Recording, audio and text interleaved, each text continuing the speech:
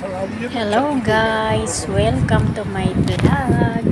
Samahan niyo ako mga kalalab sa aking pagpasyal dito sa Kuwait City sa garden sa likod ng Salhiya building. Ayan mga kalalab. Marami din ditong mga halaman mga kalalabs. Ayan, tingnan natin ang mga halaman dito sa garden. Ngayon po ay July 7 mga kalalabs. 5 AM ng hapon dito mga kalalabs. Maliwanag pa rin mga kalalabs ang araw dito sa Kuwait mga kalalabs. Ayan, may mataas na building po dyan. At mayroon pong dalawang Pilipina. May kasama isang lalaki at nagkukunan sila ng picture taking. Ayan. Tingnan natin sila. Mag-posing sila. Ayan, andun. Hindi ko na ipinakita.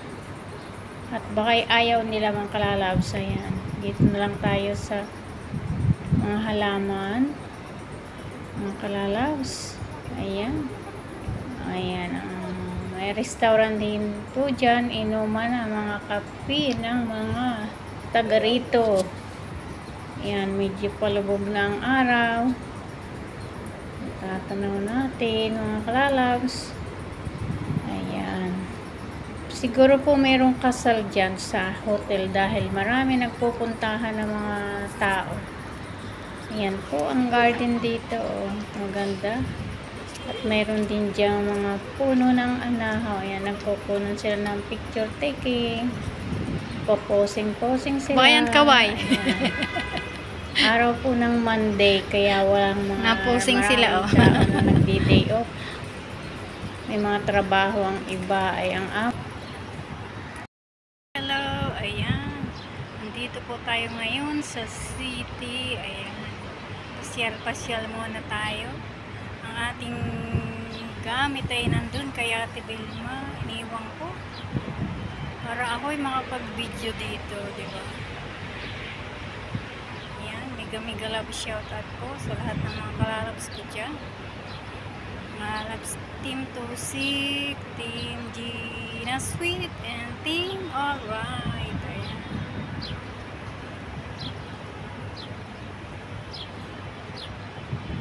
Taas na building.